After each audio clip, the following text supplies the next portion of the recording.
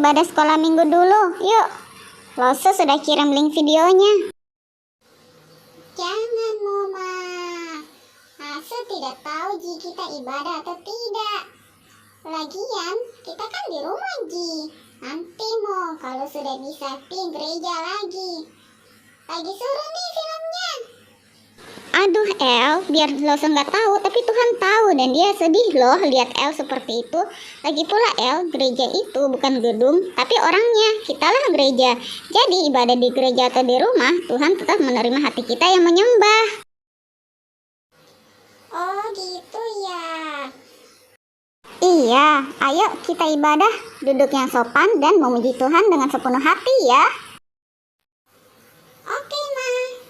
Halo adik-adik, Lose senang sekali di hari yang cerah ini kita bisa berkumpul kembali di sekolah minggu. Nah, sebelum kita mendengarkan firman Tuhan, semuanya lipat tangan, tutup mata, ikuti Lose berdoa ya. Ya Tuhan, terima kasih untuk hari yang indah yang Kau berikan kepada kami.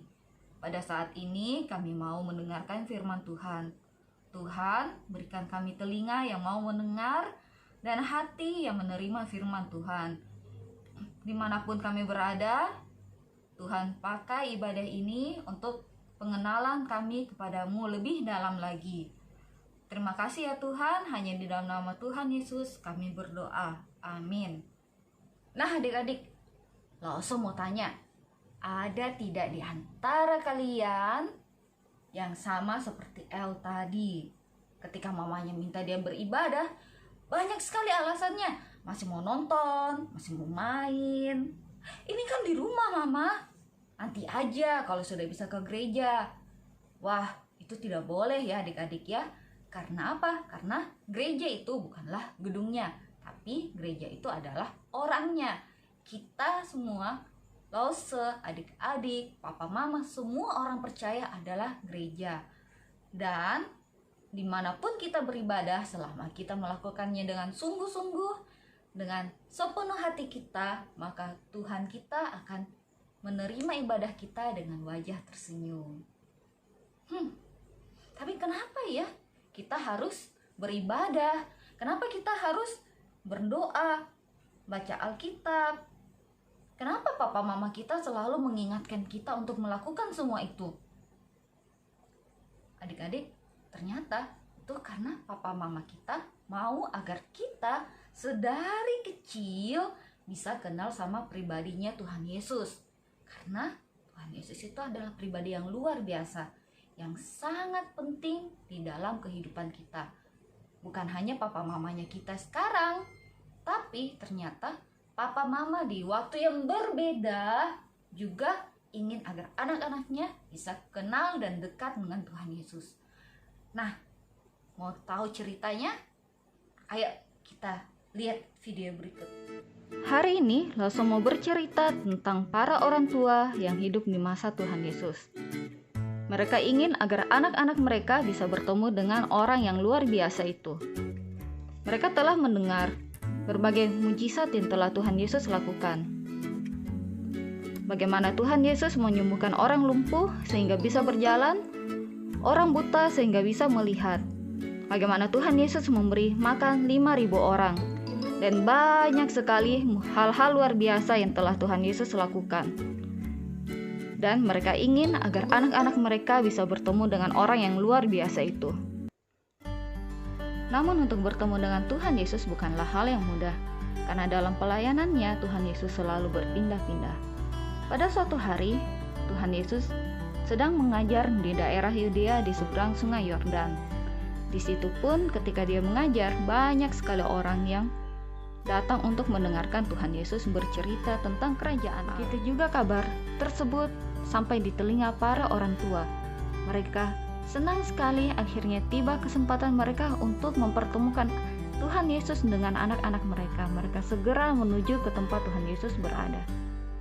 Akhirnya mereka pun tiba di tempat Tuhan Yesus berada. Namun di tempat itu banyak sekali orang yang berkerumun untuk mendengarkan pengajaran Tuhan Yesus. Akan tetapi para orang tua ini, mereka rindu sekali anak mereka bisa bertemu dengan Tuhan Yesus. sehingga mereka berusaha berdesak-desakan melewati orang-orang itu. Namun ketika mereka tiba di dekat Tuhan Yesus, tiba-tiba saja ada murid-murid yang datang menghalangi mereka dan marah kepada mereka. "Berhenti! Jangan ke sini. Tuhan Yesus lagi mengajar kepada orang dewasa. Para orang tua yang bawa anak-anak, tolong bawa pulang anak-anak supaya Tuhan Yesus jangan terganggu pengajarannya." Tuhan Yesus melihat hal itu dan marah kepada murid-murid yang mengusir anak-anak itu. Tuhan Yesus berkata, "Biarkanlah anak-anak itu datang kepadaku dan jangan halangi mereka, karena orang-orang seperti itulah yang mempunyai kerajaan surga." Para orang tua dengan gembira membawa anak-anak mereka kepada Tuhan Yesus. Lalu Tuhan Yesus melakukan hal yang sangat indah. Tuhan Yesus memeluk mereka satu persatu, meletakkan tangan di kepala mereka, memberkati mereka. Tuhan Yesus mendoakan mereka. Wah, suatu cerita yang sangat indah ketika Tuhan Yesus memberkati anak-anak tersebut. Ternyata bukan hanya adik-adik kita yang masih digendong-gendong atau yang baru belajar merangkak, baru belajar berjalan yang membutuhkan Tuhan Yesus. Adik-adik sendiri, Lose, Papa, Mama, Angkong, Ama, Ai, Susu, semua orang membutuhkan Tuhan Yesus. Semua orang perlu datang kepada Tuhan Yesus. Oleh sebab itu adik-adik, Papa, Mama mengajak adik-adik untuk beribadah, mengajak adik-adik untuk berdoa, baca Alkitab, bahkan ada yang membaptis anaknya. Itu semua cara orang tua untuk mengajar adik-adik untuk mengenal Tuhan Yesus, dibawa datang kepada Tuhan Yesus. Dan juga ketika orang tua membawa adik-adik datang kepada Tuhan Yesus, apa yang Tuhan Yesus lakukan? Apakah Tuhan Yesus menolak karena kalian masih kecil? Tidak boleh datang? Wah, tidak.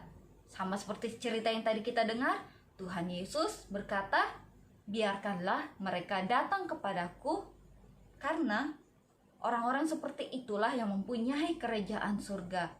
Dan apa yang Tuhan Yesus lakukan? Tuhan Yesus memeluk mereka dan memberkati mereka. Jadi adik-adik, kita ketika papa mamanya kita mengajak kita untuk beribadah, kita harus dengar-dengaran dan melakukannya dengan sepenuh hati kita. Nah, sekarang kita mau menghafalkan ayat hafalan dari Matius 22 ayat 39b. "Kasihilah sesamamu manusia sama seperti dirimu sendiri." Sekali lagi ya. Matius 22 ayat 39b. "Kasihilah sesamamu manusia sama seperti dirimu sendiri." Sudah bisa? Sekali lagi deh. Matius 22 ayat 39b. "Kasihilah sesamamu manusia sama seperti dirimu sendiri." Sampai ketemu minggu depan.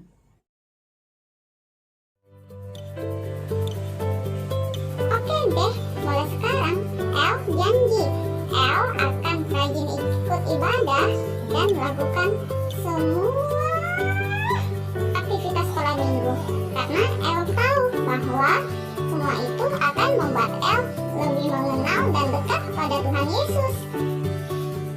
Oke deh, sampai ketemu minggu depan ya teman-teman. Dadah.